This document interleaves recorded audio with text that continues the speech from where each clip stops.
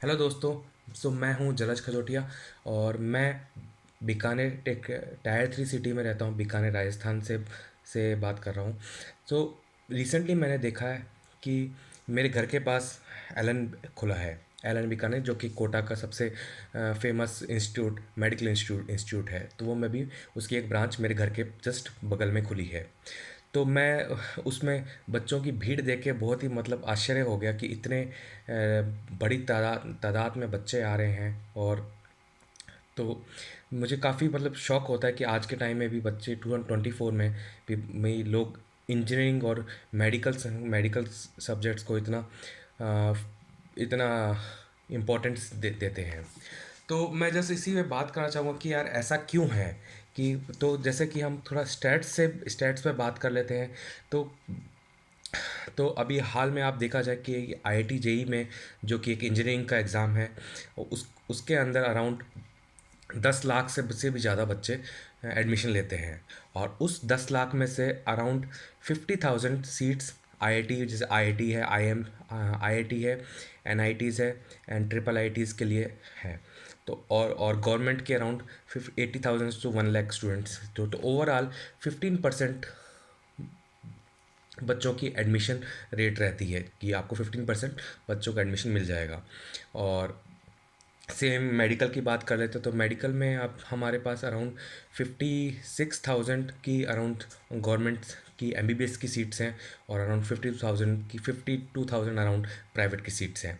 तो इसमें से अराउंड जो बच्चे हैं जो अपीयर होते हैं वो अराउंड 20 से 24 लाख बच्चे अपीयर होते हैं। इस साल लास्ट ईयर पर अपीयर हुए हैं। तो ये अराउंड 4% की पासिंग परसेंटेज भी नहीं होती। तो यार इतना टफ है कंपटीशन कि यार 4% मेडिकल में और इंजीनियरिंग में 15%। ये खाली हम गवर्नमेंट कॉलेजेस की बात कर रहे हैं। और क्योंकि प्राइवेट की मैं बात नहीं कर रहा हूँ, क्योंकि प्राइवेट मोस्टली जो आईआईटी जेई और मेडिकल की तैयारी कर रहे होते हैं वो काफ़ी मिडिल क्लास से बिलोंग करते हैं।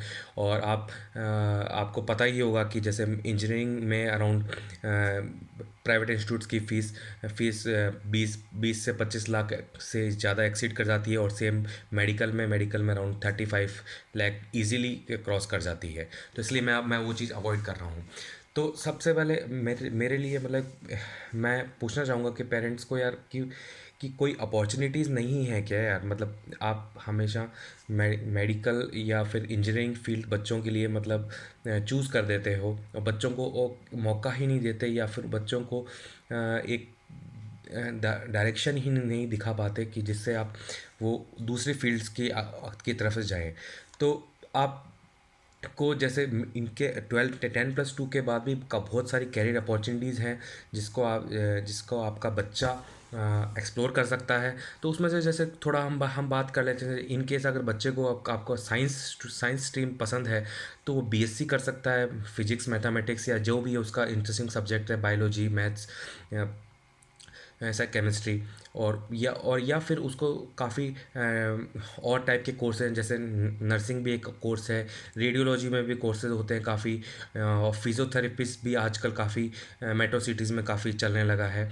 और इसके अलावा भी हमारे पास कुछ टैक्स रिलेटेड भी कोर्सेज हैं जो बच्चा आपका कर सकता है, क्योंकि अभी आर्टिफिशियल इंटेलिजेंस का ज़माना है। तो अभी डाटा साइंस और एआई से रिलेटेड काफ़ी कोर्सेज काफ़ी कॉलेजेस करवाते हैं।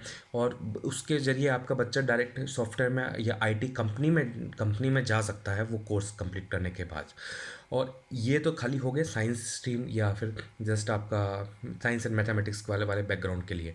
और इसके अलावा आपका बच्चा अगर एक्सप्लोर करना चाहे तो कॉमर्स स्ट्रीम्स भी एक्सप्लोर कर सकता है। कॉमर्स स्ट्रीम में मोस्टली देखा जाए तो कि ओवरऑल बच्चों का काफ़ी ट्रेंड कम ही रहता है, जिसके कि परिवार में कॉमर्स वाले हैं तो वो ही प्रेफर करते हैं कॉमर्स को। पर कॉमर्स में भी यार अच्छे काफ़ी अपॉर्चुनिटीज़ है।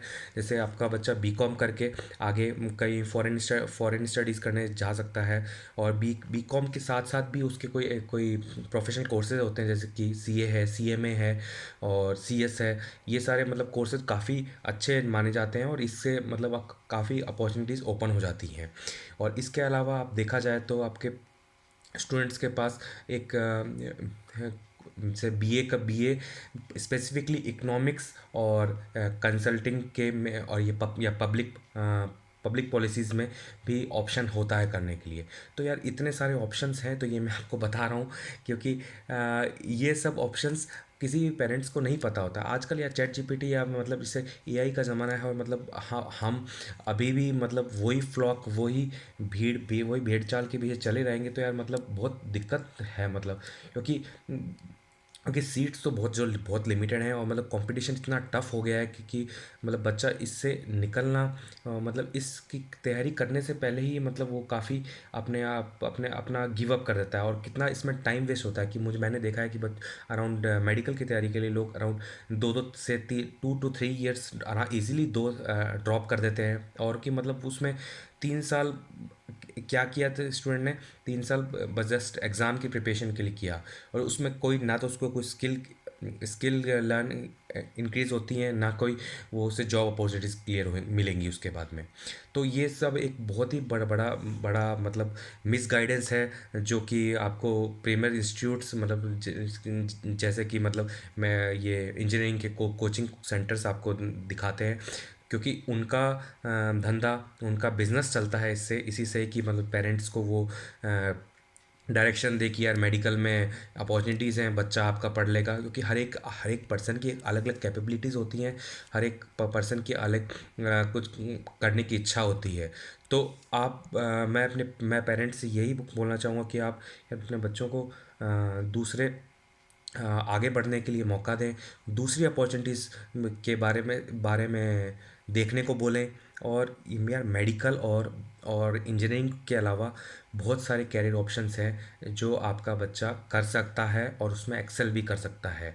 डॉक्टर्स और इंजीनियरिंग ही वो लोग नहीं होते जो दुनिया को, देश को आगे लेके जाते हैं, क्योंकि बहुत सारे ब्रांचेस हैं, बहुत सारे एरियाज़ हैं जिनको आपका बच्चा एक्सप्लोर कर सकता है। तो थैंक यू।